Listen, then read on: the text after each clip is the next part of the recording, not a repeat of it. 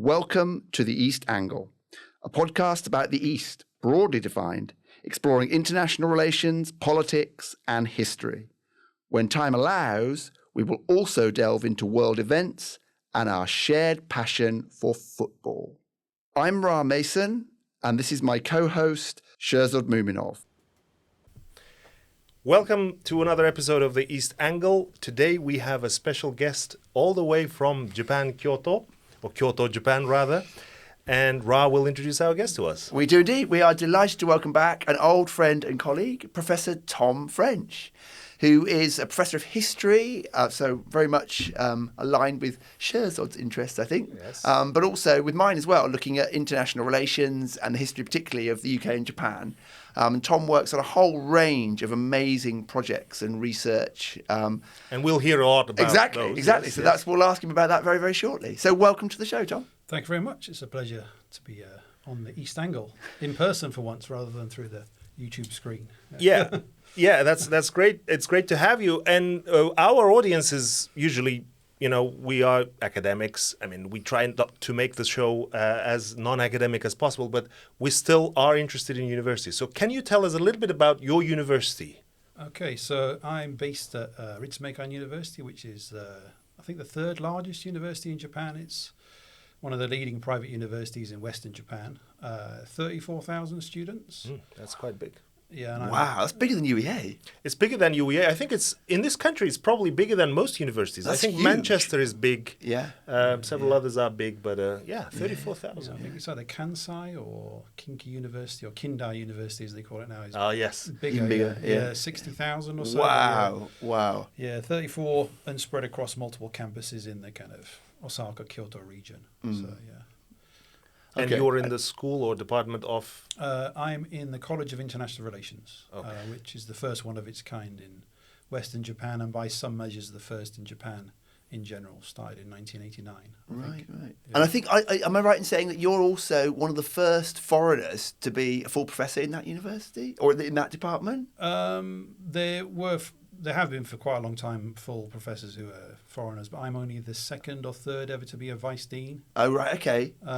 So what does that involve? Because I think that's something that listeners would definitely be interested in, how you've managed to kind of establish yourself in Japan and take up roles that maybe people might think are out of reach or beyond some kind of glass ceiling. It really depends. I mean, university cultures and departmental cultures really vary, and I'm very fortunate to be in a university and a college which is very outward focused and very committed to internationalization and other things. But yeah, I suppose I worked very hard. Of course you have. Yeah. We always ask our guests about their experience in Japan, and let's follow that tradition too. Can you tell us why Japan? How did you end up? When did you first go? What was your first experience? What did you study? Anything that you can share with us about Japan? Right, this is a bit of sort of circuitous route, but one of my father's colleagues, he was like he still works in the sector, but kind of health promotion kind of bureaucrat in the British government. One of his colleagues was Stephen Turnbull, who writes quite a lot of the sort of popular histories of things, and he gave him, when I was very small, a sort of selection of his books, and I read them. Sorry, Tom. The Stephen Turnbull, who is one of the samurai world's person. authorities on samurais and samurai weaponry. For those who don't know much, I mean, if you like samurai, you will have read something by Stephen Turnbull. Yeah, I mean, he appeared in that kind of various documentaries, very well known, big connections with the Leeds University. But I kind of read his work and got kind of inspired to start looking at Japan myself, although I don't work on anything to do with the samurai really, or, well, I suppose somewhat indirectly with some of my Somewhat work, but, military history, right? Yeah. Somewhat related. Exactly. Yeah, Yes. but not certainly the Sengoku period or Edo period fully, really. So, yeah, that was the original route in. The first time I went to Japan was as a foreign exchange student to Kyoto in 2002.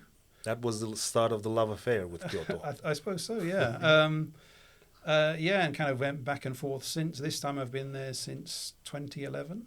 So, yeah, I think I'm getting on for about 15 years now in Japan, on and off. Wow. So you must have seen so many changes during that time. So what do you think has changed the most, and how have you had to adapt, if you like, or what changes have you had to make as a result of that?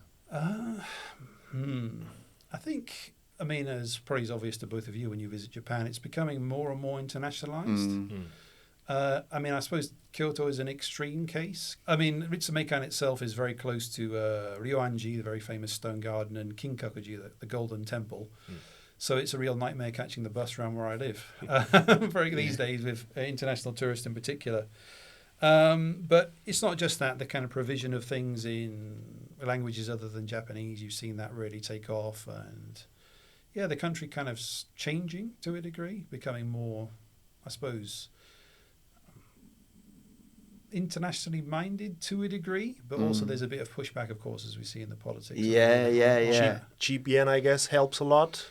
Yeah. I think, as I was saying to you on a previous occasion, lots of the international students who I often deal with are very pleased at the moment. They feel wealthy when they come to Japan. Yes. Yeah, exactly. Obviously, not so happy about the bus, like you say. Although Tom joked about the bus, but he is actually a sterling cyclist and religiously cycles to and from university. I'm pretty sure. So probably not such an issue for you personally. It's the best way to get around Kyoto, really. Obviously, being kind of based on Chinese models of the capital. It's all a grid system and all pretty much flat, so it's easy to navigate and often quicker than the bus, to be honest. So, Yes, Kyoto is very full of tourists, and we have repeatedly talked about the rising number of tourists in Japan. I think each year is a new record. I think 2024 was the 41 million. Was the record? The record was 41 million, and the country changing and it becoming internationalized was also reflected, interestingly, in our previous episode when we invited two colleagues, one student, who don't do Japanese studies, but who both coincidentally went to Japan recently, and we asked them about, because all three of us, our kind of view of Japan is, inevitably skewed because we work with the country and you live there. We go quite often. But it was interesting to see that even people who have never been to Japan before sense that the country is a lot more convenient to go around if you're a foreigner, especially after the Tokyo Olympics.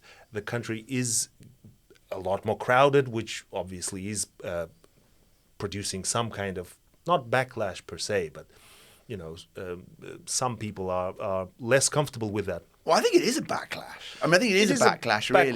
To an extent, I think you're being maybe overly cautious if you say that people are uncomfortable with it. I think some of the recent politics is anti-foreigner, right? Oh, yeah, most definitely. You have this party. I've long waited for an opportunity to discuss this. This party called Sanseito, which, again, those of you who listen to this podcast know that I sometimes make wild comparisons. But this comparison is also wild, but just on the face of it, it's probably, for the UK audience, you could probably explain Sanseito's place by mentioning another party in this country which has a light blue color. Because no names necessary. Yeah, because they're, the Sanseito's platform is kind of also not exactly the same, but it's anti-foreign. It is exclusionary nationalist, yes. Isn't it? Of a kind. Yeah. And the fact that Sanseito is doing really well, also quite comparable to the UK party, like the party in the UK, is that Sanseito is using YouTube and other platforms really well, TikTok. Yeah. Do you sense this, Tom? Being a British person in Japan, but you are different from tourists, you're different from even people like us who are based in the UK and go to Japan once in a while. Do you have you had any occasions in which you've personally faced any backlash? Yeah, and maybe if I could jump in even further on that question, do. just expand, because this links a little bit, I think, to Tom's work, or at least maybe your way of approaching this might link to your work. As a historian, when you look at the longer picture, do you see Sanseito as kind of a little blip, or do you see it as a significant shift amongst a series of different historical, periods or eras or changes? So several questions. Yeah, sorry. Take your time. So the first one, personally, no. I've seen certain steps, for example, sort of to mitigate some of the irritation perhaps some Japanese public transport customers and others perhaps feel when they're encountering tourists who don't understand Japanese manners, for example. So lots of signs in English, briefings, YouTube, all these sorts of other things used to kind of educate people what not to do and what is acceptable to do in parts of the city and other things. So you see a lot more of that than you used to do. So that's perhaps indicative of pressure. In terms of the long view, obviously the LDP is entrenched in concrete. I suppose there's another angle we could go down through. All kind of. Is it really though? Like the last couple of years? Some I think it is. It is entrenched. But go on, we'll let Tom develop that point. Yeah, I mean, it's obviously major challenges in recent years, but the depth and the reach into local communities through things like Koenkai, the kind of local associations and integration with business and everything else make the LDP, I don't know, people used to talk about it and it sort of moves as like the Terminator, right? Kind of unkillable. It'll come back and back and back and back. We'll see. This is all this debate at the moment whether the 7% or so that Sanseito got by certain measures is repeatable, or whether you start to see what you perhaps see in certain other democratic systems of adaptation or drift towards the right in lots of other more mainstream parties to kind of see off the threat from the right. So, which is probably a bigger threat. Yeah. Because we used to think that it's just the Tories that are adopting the new party's tactics and platforms, but I'm amazed and astonished to see that even Labour are now kind of speaking that narrative. Yeah, right? Speaking that narrative, which is depressing, but also interesting, of course, if you study history and politics. Yeah. So I'm thinking so two historians in the room. So I'm curious to get a little bit of take from both of you though on this point of Japan's like longer experience in this regard. Do you see it? So I mean, obviously there's going to be comparisons made to the 1930s, right? Because everybody loves to talk about 1930s Japan. Is there any relevance to that, or should we just be binning that conversation when it comes to Sanseito? Well, I'm always one, and I've said this in multiple different fields in the past and presentations and public speeches of the kind of deeply misleading way of comparing the past to the present. That you can have certain single aspects that are parallel, but that could lead you to totally misinterpret the path or, the conditions of the present or the future. So, obviously it's an interesting thing to generate ideas and discussion, but I'm not sure it's really a particularly solid point of comparison.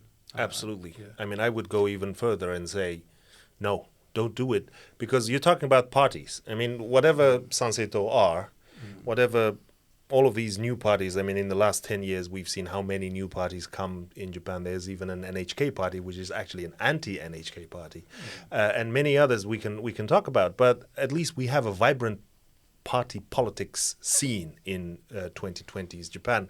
1930s actually started with the death of party politics in Japan. 1932, the assassination of Prime Minister Inukai was, well, or at least we teach our students, that's the point when party politics, at least for a time, died in Japan. So whatever happened in the 30s was not because of party politics, it was despite or because of the death of party politics. So I'm totally with Tom when you compare, at least, the comparisons should be between apples and apples. Really? Okay, but I guess to be devil's advocate, I'm the guy who just compared, Sanseito to reform. So we've also got two apples and a pear over here, I think. But if we think about the bigger picture, though, surely when you think particularly former Prime Minister Abe Shinzo was very much in favour of evoking these ideas of going further back than party politics, right? Certainly to the Meiji Restoration he was going back to, right? And Takaichi Sanae, the new Prime Minister, is self-proclaimed disciple of Abe. So is there not a sense in which, the system has gone from authoritarianism to party politics, albeit that LDP has a massively disproportionate influence, but still the concepts, are they not historical concepts that are being brought into the fold here? It's an interesting one. So, it's like kind of a vocabulary of politics, I think, around the world. But in Japan, you see sort of examples of this. So this of, Ishin no Kai, right? Right. Referring back to, of course, the Meiji Restoration. The Reiwa Shinsen Gumi, right? Referring to this group of, I suppose you could call them thugs, right? Shogunal murder squad, goon squad. That there's a kind of, how should we say, mythical elements of the past are kind of recycled to mean something in the present. So we want reform, we want to break with the past. We agree, something's fundamentally wrong. We need a kind of radical transformation.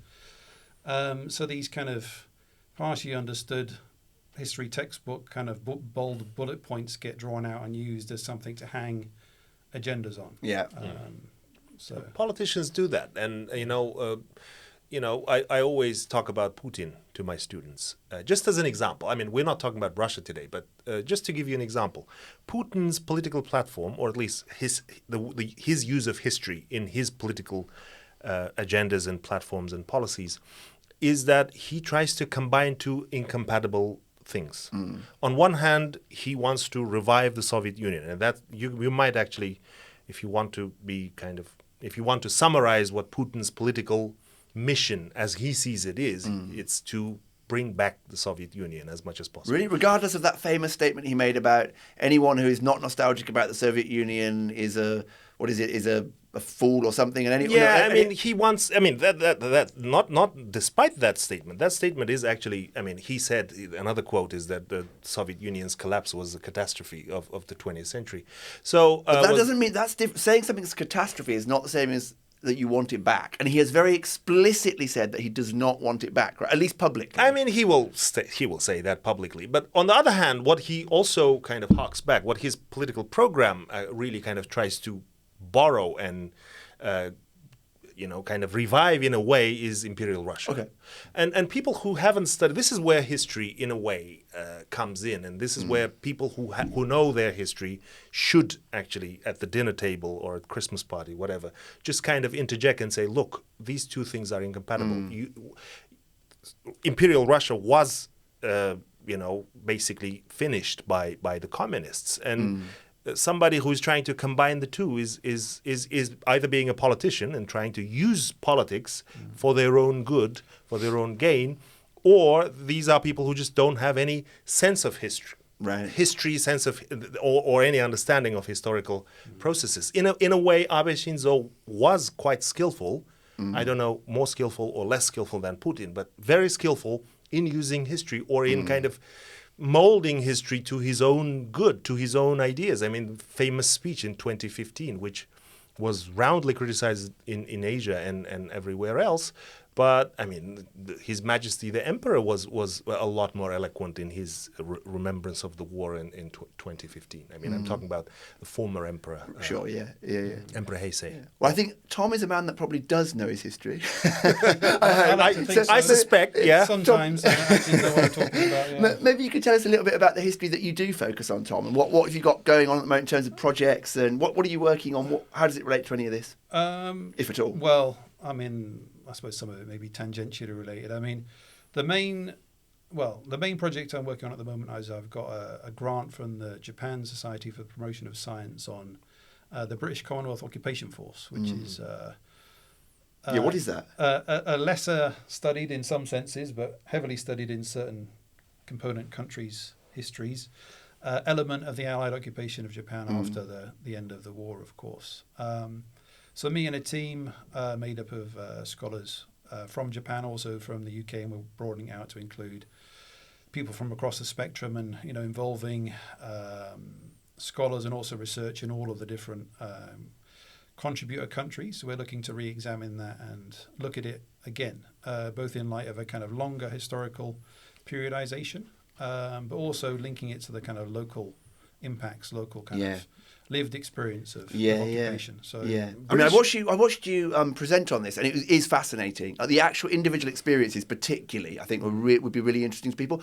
And also, the thing more than anything for me, the biggest takeaway was the fact that countries like India, still while they're undergoing a process of decolonization, had this huge presence in occupying Japan. That seems somehow so outside of most people's scope. There are photographs of Sikh soldiers and not just Indians. Lots of people from Southeast Asia, Filipinos, and other officers. I have studied in my research some of those soldiers actually being used at the Maizuru port, which was a repatriation port for Japanese POWs coming back from the Soviet Union, like keeping order.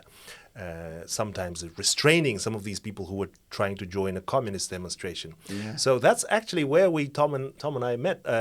Tom was very kind enough to ask a question at I think it was Badges conference in 2015 at SOAS. At SOAS. And that's when I realized that our research is very, very close, especially when Tom kindly sent his monograph, which I've used extensively in writing my book. So the question about this BCOF, or the British Commonwealth Occupation Forces, in history, this is going to be a bit of an academic question, but please answer it as non-academic way as you can. I'll reinterpret if necessary. Yeah, okay. I'm sure he'll do a good job himself. The British Occupation Force is seen, in a way rightly so, as this junior partner to the US occupation force. When historians talk about Allied occupation of Japan, which is the correct way of referring to occupation, a lot of historians don't even bother to use Allied. They say American occupation. Mm-hmm. So are you challenging that? Or if you're going to challenge that, how are you going to bring Britain back into the picture, if possible? Okay, so this sort of relates to the core approach of the project, really. I mean, we're not, how should we say this? There's levels, as always, to deal with such things, but at the kind of strategic or the very high policy level, MacArthur was very keen, as he was throughout the war, to marginalise the Commonwealth, marginalise the Australians, marginalise others. And sadly, you see that replicated in a lot of the kind of history that's produced outside of Australia, in particular. That the occupation is American only, and the British Commonwealth is sort of not even really worth examining. It's just a kind of temporary token contribution which didn't really do anything of value and had no impact whatsoever.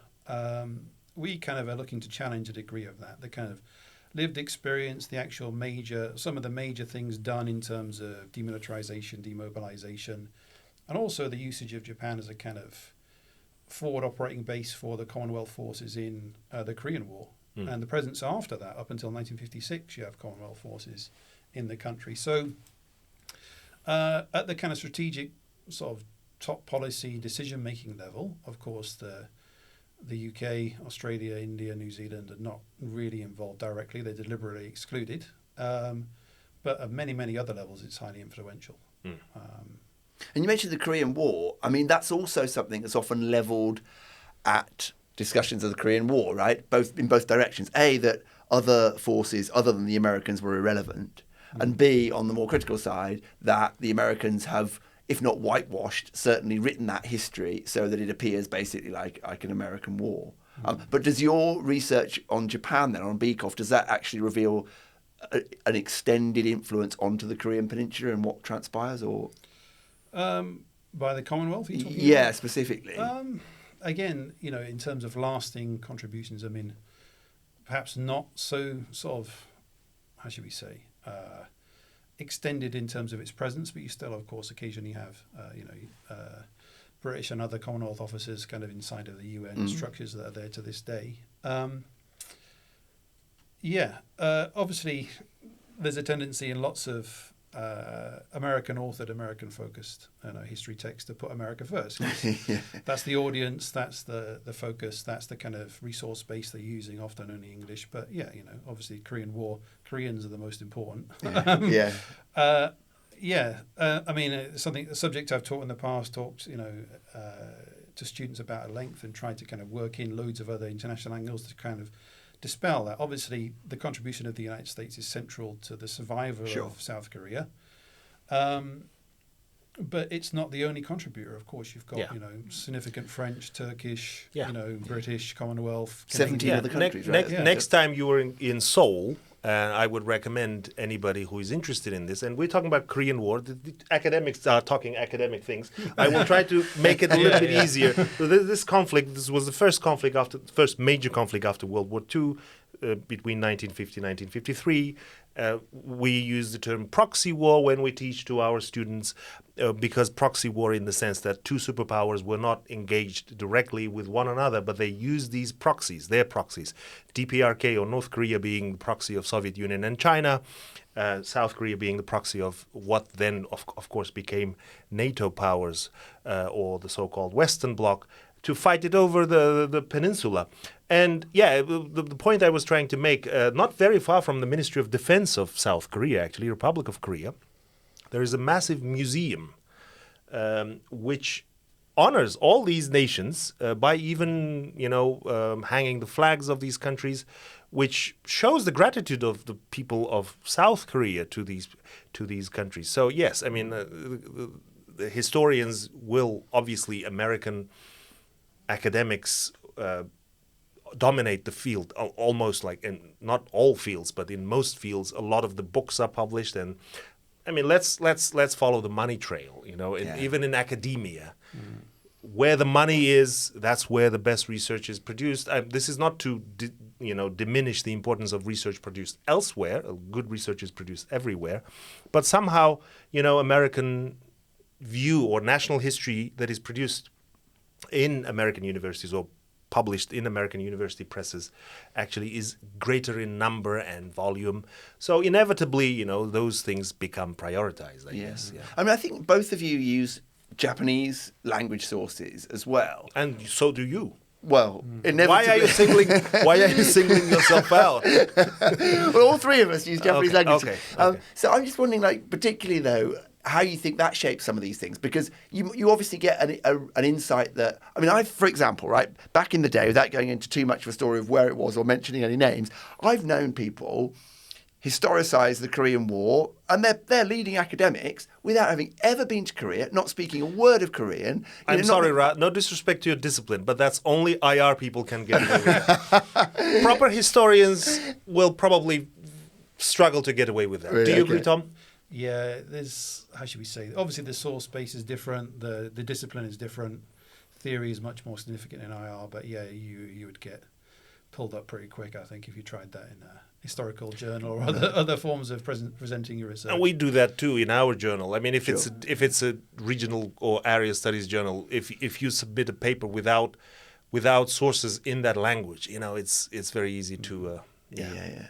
But I mean, do you think that gives you a totally different view of certainly Japanese history than even say something where you're analysing basically what was a British occupying force or a Commonwealth force? Does it matter when you get, for example, the individual accounts? Have you had a completely different view of it because you're able to see what's going on the Japan side? And do you think that if everybody, for example, watching who might be they mostly will be an English language speaking audience, if they had these ideas or stereotypes about what went down in Japan, would they be totally dispelled if they had access to Japanese language sources and understood what was going on? Well, I think so. I mean, it's the difference between being occupied and being the occupier. Right. So power difference, obviously economic difference, all kinds of things, So, yeah, totally different perspectives. Obviously, there's a degree of overlap, cooperation, resistance, all these kinds of things. But, yeah, you can't really even attempt to understand the experience of that without using, of course, local language sources. So what are some of the key strands that come out of the Japan side, do you think? In terms of the type of experiences, the way in which the occupation was perceived, maybe? Is there anything that you've unearthed that is particularly interesting? On the Beekoff side of things? Well, the thing with that is that, how should we say, even the source space itself, a lot of that still prioritizes the American experience. Right. So some of the prefectures that we're looking at in the zone of occupation have done quite a good job collecting materials and talking about this in their official histories, but still you have this sort of Tokyo and US-centric base of collection or kind of focus of perceived importance and collection and, maintenance of even Japanese language material connected to that on the kind of personal account side.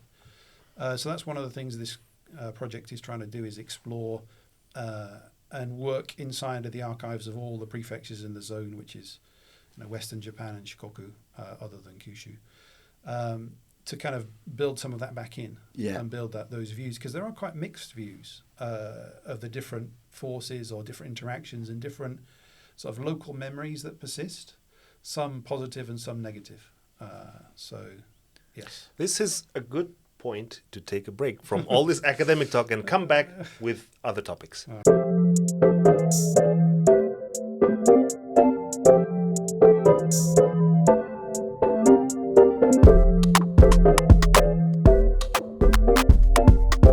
Okay, we are back from the break.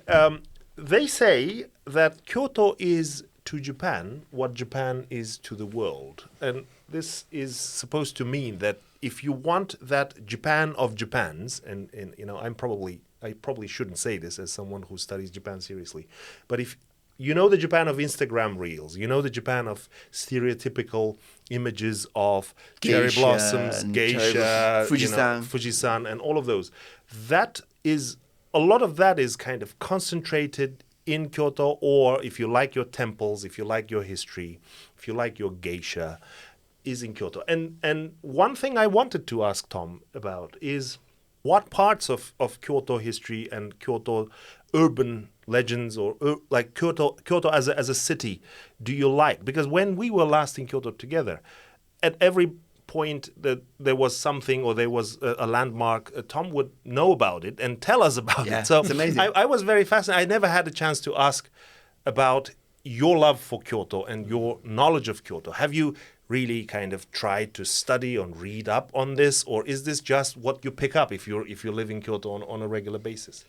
I suppose it kind of comes in through osmosis, maybe just being around it all and sort of being there. You gradually pick things up, but yeah, I mean, it's a fascinating place to be, fascinating place to visit, and as you say, a kind of concentration of lots of these core, I don't really like this word, traditional things about Japan in one place, right? So yeah, favorite places, I mean, there's lots and lots of those, but you know, I don't know, places that have a bit more space. You know, the Imperial Palace in the centre is like a huge park. Yes. But yeah, I could talk for days about such things. Please do. Yeah. Please, but not for days. Not for days. But for a Maybe little bit 10 more. minutes. Tell us about your favorite places. Yeah. When you have, say, a day free to yourself and you don't want to leave Kyoto, where do you go? Where would I go? It depends what season it was, because that's obviously a thing. Or everything is seasonal in Japan. It's true, it's true. Yeah. I mean, we think we have seasons in the UK, but you No. haven't seen seasons Yeah. until you get to Japan. I mean, if it was summer, I'd probably rather stay at home inside or go somewhere air conditioned. But Yeah. yeah, I mean, I suppose, you know, if it's a lovely kind of spring day with a cherry blossom in full bloom, going up and down the Kamogawa River, which goes into the centre of town, with like a long park. But Beautiful not tree. far from your campus, there's also the Philosopher's Way, which also has... no, I'm misremembering It's the other it. It's side, the yeah. other side. Yes, it's the Ginkakuji, not Kinkakuji. So Kinkakuji is the golden pavilion. Ginkakuji is the silver pavilion. Silver pavilion built by the grandson, and the gold pavilion built by the grandfather. Yeah, sorry. And from Ginkakuji, from the Silver Pavilion, you can walk up into the mountains. And if you're stupid enough as me, you can get lost in the mountain trying to get over to the next prefecture and suddenly see bear droppings and other things that are quite... These days, bears are becoming a significant issue in Japan. Like bears are constantly in the news. Have you seen a bear in Japan when you were in your time? Recently, we've been doing bits of the Kyoto Trail, which is like a hiking trail around the kind of three sides of the city, from west to east that are mountainous. And some parts of that, you occasionally see like a sign saying a bear was spotted here, so maybe you don't want to go in, or just be aware. But yeah, personally, I've never seen one. I mean, obviously, you may or may not have heard of this famous case of Jeff Kingston, the Japan scholar, being attacked by a bear. No. Tell us about Jeff. We both know Jeff. Jeff Oh, this is Kingston going to is be a brilliant. professor emeritus at Sofia, right? He was at Sophia. I think is he not at Temple now? Temple University. Yeah. Okay. And, I mean, again, they've just set up a new campus in Kyoto. I mean, obviously, I don't want to speak to him, and I only know this story in kind of second hand. But yeah, he was attacked by a bear on a hike, and his dogs saved him. They set on the bear and got it off. Wow. So, yeah. That's because Shazad and I actually met at an event which Jeff Kingston took part in at Cambridge. Yeah, that was the first time we met. Like we were chatting to him, and you would not expect this guy to be fighting bears with his dog. And also, but at the same time, he's got great energy. Yeah, I mean, Jeff's got great energy. You could see that. I mean, he's one of the legendary characters in academia. Anybody who studies but Japanese not known as a studies bear in Japanese fighter. I mean, who is? Like, are you known as a bear fighter? But I mean, One day I will be. One day, if we both live in Japan in the future, or if I at live some to survive point, it, I think, this is becoming a significant issue because there was this grisly incident when a postman was actually mauled to death, and actually the bear dragged the body. And I mean, I don't want to go into all the grisly detail, but the population in Japan are more worried about bears than foreigners. Maybe. It's an actual, for sure. It's being discussed in Parliament. There's actually sessions that are all about bears. In the last few days, there has been. And there was also an article about how now the disposal of bears, because they have to cremate them because of, obvious different health issues, and they are overloaded with bear corpses, and it's costing not just time and energy, but also money in terms of the oil it takes, the actual oil. Why are there so many bear attacks recently? Like, what is there a reason for that? There's different reasons people cite for this. So one of them is to do with depopulation. So there's like lots of abandoned properties, and the bears kind of become, how should we say, less intimidated by human structures, or they search them, or and then again, these prefectures up in the north, where a lot of the clustering of these attacks are occurring, are some of those which are becoming, heavily depopulated. I mean, another factor is there's not enough hunters, which connects to depopulation, and you have to hire people, and sort of legal restrictions about the use of firearms in built-up areas. But again, they've started to address that with bringing like police firearms teams in and rotating them from around Japan in, apparently over the next few months to control it. But every winter, sparse food in the mountains, so they come down and search. Again, you occasionally get monkeys coming in, even Kyoto, monkeys coming into my colleague's garden and stealing things, or boar, occasionally you see them on the news coming down into the centre of town. So, And the government is actually now commissioning a set of so-called government hunter, right? The government hunters. That they're going to be an actual kind of band of feisty, professional bear killers, or do they not kill them? Do they actually? I think they shoot them. Yeah, they do shoot them. Yeah. I mean, there are moves to kind of trap them and move them, but I suppose it's the thing like deer and boar.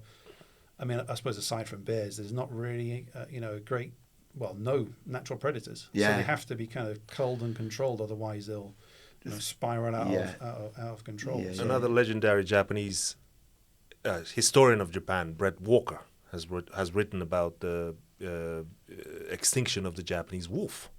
So no natural predators to I mean, bear is the apex predator in Japan, I guess. But fewer people. Bears can smell all the wonderful things that in those little villages. And I mean, is there also an element of this where, like, the reason that things like bears, boars, monkeys haven't been more targeted in Japan is because they're sort of seen to have a spirit inside them, like it kind of links to Shinto. And actually, going back to the point about experiences in Kyoto also has an image as a very kind of spiritual city, and it's got Yokai Street, whatever, like that, Spirit Street. And I don't know if it's just. I don't know what it's called. Yokai. No, I know. I was translating directly. Yeah, I mean, it's kind of like Spirit Row or Spirit Street, Driven Avenue, and certainly when my parents, for example, came out when I was staying as part of the program with Ritsumeikam, parents came out to visit, and they definitely seemed to sort of pick up on this, and they had lots of strange dreams and things like this. I mean, do you think there's anything in that, or is it just, what's it called, like not psychosemantic, but you think it's performative, it creates this thing, or is there something to that? I think there's elements of that for certain people. I mean, I think a lot of the locals just view it as kind of bothersome, right? Like a lot of natural things, like we want to Japan, again, the city and other things controlling nature, or it's something that is bothersome we have to deal with. I mean, even in the Edo period, there's consumption of boar, right? They call it like yamakujira, right? Mountain whales. Or in the north of Kyoto, some of the villages up there, they serve it. It's like a local speciality, right? But they don't call it boar meat. They call it like botan, a kind of flower name. Right. Botan, Yeah.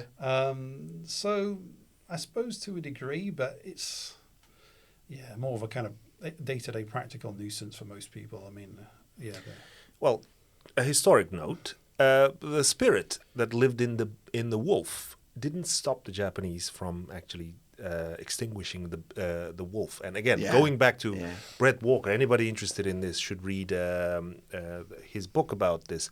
But that book, and specifically, it's fascinating to see how Japan changed from being this, a society where the traditional was most important. Wolf was seen as a deity, and any living creature as part of them, because it's an animist kind of religion or set of beliefs. I'm talking about Shinto, is seen as sacred, that you don't kill them. But then, of course, Japan is on a modernizing path, and Hokkaido becomes this American, like something akin to American West, in the sense that they also invite American ranchers to help build the agriculture, and suddenly from a deity or from a god, wolves are changed into this obnoxious predator and pest that needs to be destroyed. So I mean that's how perceptions can change even within a few years. Yeah, I don't know how you guys feel about this, but I always feel in Japan there is a massive contradiction between the way in which Shinto influences the thinking about spirits and about the kind of natural world and this idea of some sort of kind of deeper affinity, and then at the same time the absolutely brutal destruction of nature, of Yeah. concretization of nature. I mean, Alex Kerr, Dogs and Demons, another very good book. Alex Kerr, who spent decades living in Kyoto. When I first read it, it was my period of honeymoon with Japan. I was so in love with everything in Japan. Nothing in Japan could be bad. Anytime somebody criticized Japan, I was very angry. So I read that book, Dogs and Demons, and I was like, why is this guy so bitter? Japan is wonderful. But actually, I realize now that, yes, on that huge contradiction. And I want actually to hear Tom's opinion on this. Huge contradiction. On one hand, Japan has this image of this nature-loving, one with nature. All these shinrin-yoku, all these like Japanese philosophy of enjoying the forest, Japanese philosophy of tidying your house. All of that stuff sells a lot around the world. But somehow, at the same time, you just leave the city. Even in a small village, you have these massive blocks of concrete that line the rivers. You have these bridges to nowhere. You have all kinds of infrastructure projects, which spoil the nature like badly. What do you think? It depends. Some people like concrete, don't they? I mean, we do. Yes. You're going to say sat here and brutalist is a generous description. Our student newspaper is actually called Concrete. If you didn't know, So. Yeah, it depends. I mean, obviously, as I mentioned before, there's the practical lived reality. So, people like nice infrastructure. People like to be safe from flooding. But of course, on the other side of that, you have the kind of LDP connections, the kind of construction state term has been used, as in by McCormack and others, of this kind of, again, the Terminator, unstoppable, constant concreting tetrapods and everything along the coast. So it depends. I mean, I think is very interesting and very important, but his kind of view is obviously as a foreigner who resides in Japan and thinks that it should kind of stay as it was or it is, and pronouncing about, a Japanese people's city, and they may not want to keep the things he wants to. Yeah. And of course, he's personally invested because he runs a company that refurbishes and looks after old buildings and things. So so there's two sides to that. Yeah, you can also criticize that viewpoint where foreigners come and kind of are angry. And there are lately so many YouTube videos who come to Japan, foreigners, and they get angry that why is Japan not the way that I was told it was? Yeah, well, I mean, I was guilty of that. When I first went to Okinawa, Okinawa is one of the worst examples of concretization, I would argue, anywhere in Japan. I mean, it's shocking for an island that basically has more going for it than Hawaii, what has been done to the coast. But I have to say, I went there and did exactly that. I was like, this is outrageous. You're trashing this beautiful natural coastline. The city where I was based, where I was there, I repeatedly wrote in their kind of publication magazine and got quite criticised for it about how they shouldn't be building this huge new bypass to the airport and this new concrete beach where there would have been a natural one. You go back there today, the concrete beach is finished. It's beautiful. It is a joy to be on. And the bypass takes you to the airport in 10 minutes, where it used to take an hour in traffic. Did you write an apology article? I should have done it. I mean, Itoman City is glorious now in a way that it never was. But on the other hand, they have killed all the coral and, are far and less the fish. dugong and the others. And lots of other things that are going on, So, like Tom says, it's complex. But the other point about that, and I can't believe I'm defending it now, but the majority of the local population are very happy with what has happened. And under this guise of kaihatsu, right, development, that is seen as progress. It is seen as progress. So I think it's definitely the case that there's a lot of kind of hypocrisy from foreigners who go to Japan and complain about this stuff. Well, you can't have it both ways, can you? Yeah. I suppose you can. Maybe you just gave an example. Well, of yeah. a beautiful concrete beach. Yeah. It's true. But I mean, I think what definitely needs to be done, at least in Okinawa, maybe, I think it has happened in Kyoto, and maybe get your thoughts on this as well, Tom, but it is possible to designate certain areas, right, and say that these are conservation areas, this is where we're going to take care of the nature, and outside of that we're going to focus on concrete or something Those else. areas already exist, don't they? Yeah. To a certain extent, but they could be expanded. Certainly in Okinawa, as a prefecture, they could be expanded dramatically, right? No fish zones and, areas of conservation and so on. Yeah.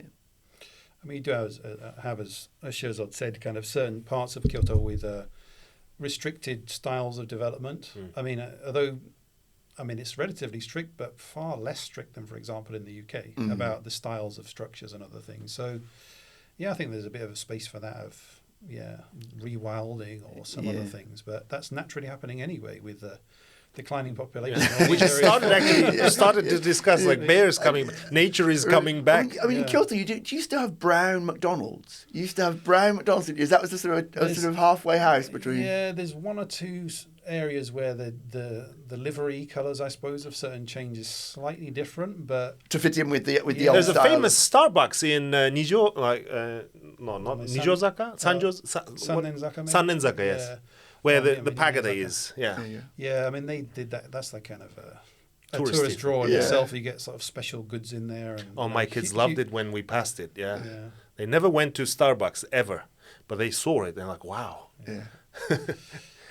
There's a degree of adaptation of brands, especially in those very heavily restricted areas, to kind of fit in, but also be distinct and maybe indicative of some of that kind of internationalization or kind of the more mixed outlooks now. So you have kind of new products mixing with old. So kind of Japanese sweets being made to look like Hello Kitty from very traditional makers, or a sort of adaptation to the market to survive, but also market towards international tourists and younger Japanese as well. So And I think Japan is expert at that, right? Adapting and then kind of transforming and creating something. Even if you go to Japan with a budget and with a very, very strong intention not to spend more than you intend to, you just fall. I mean, Japanese marketing, Japanese service, customer service, customer care. And product quality as Product well. quality.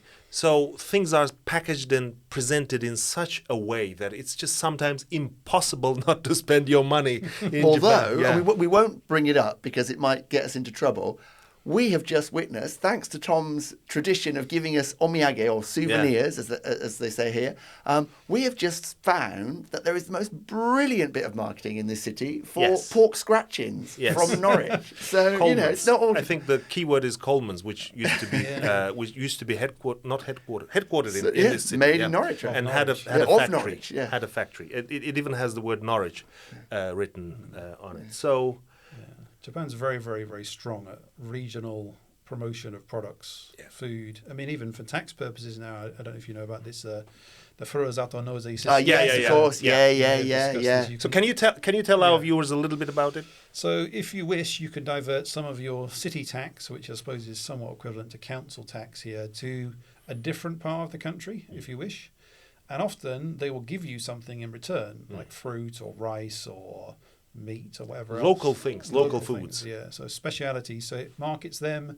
They get a bit of income, even though their population has declined or whatever else, and you get something nice for your tax.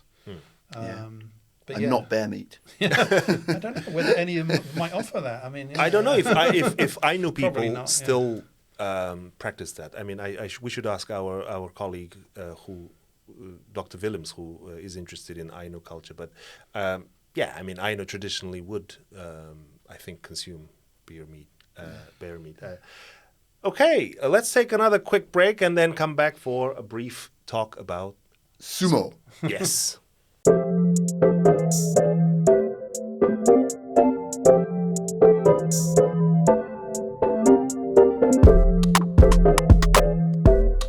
So welcome back. So it turns out that at least two of the three of us are quite keen on... I'm also keen. I just don't know anything about, not much about it. So Tom, tell us a little bit about sumo. In fact, we've just had a sumo tournament hosted in London. Yes. So is this the start of a sumo boom globally? That's very interesting, yeah. So it's I think only the second time ever that a tournament has been held outside of Japan, and the previous time was in London as well. I think there's plans to do something in North America soon. But yeah, kind of reaching out globally, certainly occurring, I think. So obviously there's certain limitations on how far, or how should we say, how broadly that sport can be internationally applied, certainly in its professional form or not. But yeah, there certainly seems to be a certain uptick in interest. What is it that you enjoy about sumo, personally? Well, I remember watching it years ago when it used to be on Channel 4, way back in I didn't know that. Early 90s. Yeah, it was on yeah. for a few seasons. Yeah. Was it The Wolf? Yeah, they used to call them by their English translated names. Yeah. So Chiano Fuji was the wolf, right? I mean, it's crazy. Yeah, and Takanohana, the flower of the mountains or something. Konishiki was the dump truck. The dump truck. Yeah. It's absolutely amazing. But yeah, go on, Tom. Yeah, and I went to see it a few times when I lived in Japan as a student. I was always kind of interested in it. But yeah, I started to watch it a bit more kind of religiously, I suppose, fitting as it's sort of also a religious ceremony of a form when my children were very young, because it's on TV kind of in Japan on NHK, the national broadcaster, sort of all afternoon, 14 days through the tournament. So you can sort of sit down and watch, and even very small children can kind of appreciate it. Like, who do you think is going to win, the larger or the smaller, or the one in the pink mawashi or the green mawashi belt? Yeah. It's very hard to tell sometimes. Yesterday I watched a clip of this, I think he's 16, and his name is Kosei, Kenko no Ko and Makoto no Sei. He defeated this guy who was, no exaggeration, probably 3 times as big as him, and much older. I think Amagadake was his name. And this very, very slender, by sumo standards, young man defeated a much bigger, much more experienced guy. Yeah, it's so sophisticated. Yeah. That's the thing. I think that's what people, once you get into sumo, as Tom was kind of alluding to, it's not just a sport. It is a ritual. I've heard particularly North American and Europeans often look at sumo if they don't know it, and they're like, well, why don't you just make it more kind of action-packed and have people be like, like WWF style? I have heard people to say, why can't you make more than one round so it's longer? Because, sumo bouts are very quick. They Usually, end very quickly. It's like 30 seconds. It's typically, So it's complex, right? And for example, with the dump truck, as he used to be called, Konishiki, he would tend to beat the other big wrestlers because he had so much weight and they couldn't really compete with that. But if you put him in the ring with, Terao or one of these little nifty kind of very fast wrestlers, they would always beat him because they could just whip round him and push him out. So there's a lot of different skills, and there's tens and tens of different ways of winning at sumo as well. So. Each of them has a Japanese name, which I don't know, I have to confess. Yeah, all different techniques. Techniques. Yeah, exactly. Like Ura these days, they say, is like the magician of techniques. Right, whipping out all these different kind of ones that are really rarely used, of lifting people or, doing such and such. So. And the lifestyle that these people lead in Japan, because they are, if you compare them to, probably, I don't know, I don't want to make another wild comparison, but sumo wrestlers in Japan are celebrities. Many of them, especially if you are a yokozuna, which is top rank, basically the champion. Champion, I don't know. Grand champion, they often translate it as, but it's... they are followed by this, what do you call it? Tabloid press writes about their life. They have to lead a very, very strict regimen, lifestyle. They are all attached to what they call stables, which I found a ridiculous word. But if you go to one, you'll see why. It's brutal, the training. And if anybody hasn't seen the series, you should probably watch Sanctuary, which is a very popular kind of series. I think it's available on most usual platforms, shall we say. It talks a little bit about, or it reflects a little bit about the way in which sumo is tied up with organized crime, also with... Is it Japanese made? Yes, okay. Japanese made. Okay. I would advise watching it in Japanese with English subtitles if you need the translation. But it just shows you how deep sumo goes into the kind of culture and other areas. And right? It's not massive. just a sport. It's massive. It's still the most popular. Even baseball can't. Maybe age-wise. I mean, it depends on the age, right? Baseball's still Is it big? Yeah. Yeah. I don't know how it vies with kind of professional soccer, as we might say. It's association becoming football, more popular, but it's still the third sport in Japan, isn't it? It's very, and when you mention, I mean, it's true about Yokozuna having to live a strict lifestyle, but they also have a very glamorous lifestyle. of course. They usually have, very kind of Attractive female partners. to say the least. And obviously lavish lifestyle, lots of fancy goods, and like watches and. Yeah, the reason I say this is because my first stay in Japan, when my Japanese wasn't that good, but I forced myself to watch Japanese TV just to learn the language. The big story, and you will remember this, there was a period when Mongolian fighters, the so-called Mongolian invasion of Japanese sumo, was very, very prominent. Like the guy in question was Asashoryu, and there was this big story of him while being injured playing football in Mongolia and somebody filming it, and then he scored a really good diving header. I think. He went into the goal, didn't he? I think and that came out, and I remember him being actually driven to apologize, and doing it in a very Japanese way, very fake. But he pretended to cry. I think I don't know what he did, or maybe he really cried. But it was like I could really see that he was being pushed to.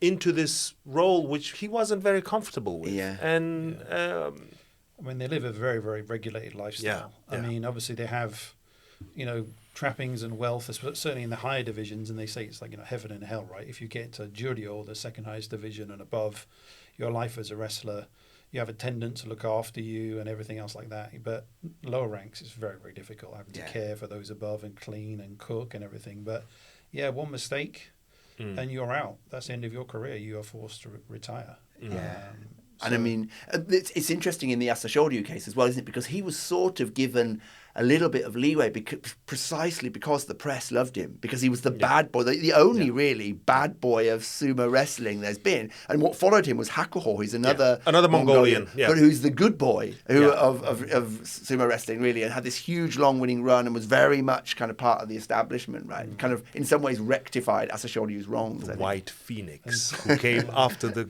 Morning Blue Dragon. These names are amazing. I mean, he had his own scandals, though. He had his own scandals. More but they're of a different kind, right? And in a much later, But I mean, when you talked about the emergence, because you mentioned, football, that's obviously become very, very popular. Also, we've seen rugby. I know you're quite keen on rugby. That's very different, right, in the way that that's had lots of foreigners brought in and Japan's become more successful. Or do you think it is actually equivalent to sumo as a way in which, sport's internationalised? Well, they changed the rules, didn't they, I think, at a kind of international level about how many, or to do with residency and nationality and things. So it became a lot easier for not just Japan, but teams around the world to have many more foreign players. I think in sumo, they've actually cracked down on it to a degree recently. Like they've limited the number of foreign rikishi per stables or heya. So I suppose there's elements of that, but it's, how should we say? I suppose one being a team side and then the other, but again though, even the international wrestlers have to, of course, live that sumo life, do everything in Japanese, more or less. Give interviews in Japanese. Of course, I mean, that's one of the things I love about watching it, the interviews after the winning. It's all always very positive and like, I will train harder and do my best. There's no kind of bad-mouthing of the opposition or complaints about the referee. The referee was played against us today. It's true. It's like down the line, exactly, Well, we have come down the line on this episode. Sheza, would you like to wrap us up? Yeah, thank you, Tom. Amazing talk, fascinating research, but also great experiences in Japan, in Kyoto, but also other parts. I hope that our viewers will find this very interesting. I'm sure academics will find Tom's research interesting. So thank you for coming again. Yeah. Thank you, Tom. My pleasure. And thanks to all the viewers. If you've made it to this point, if you haven't subscribed, please subscribe on YouTube. And we will see you in the next one. Thank you, Sheza. Thank you. Thank you, Tom. This podcast has been produced with support from the Faculty of Arts and Humanities at the University of East Anglia, UEA. The hosts are grateful to the UEA media production team. Technical assistance has been kindly provided by the technicians at the UEA Media Suite, who have also engineered and edited this episode. The views expressed in this podcast belong solely to those who express them and do not represent the views of the university or its affiliates.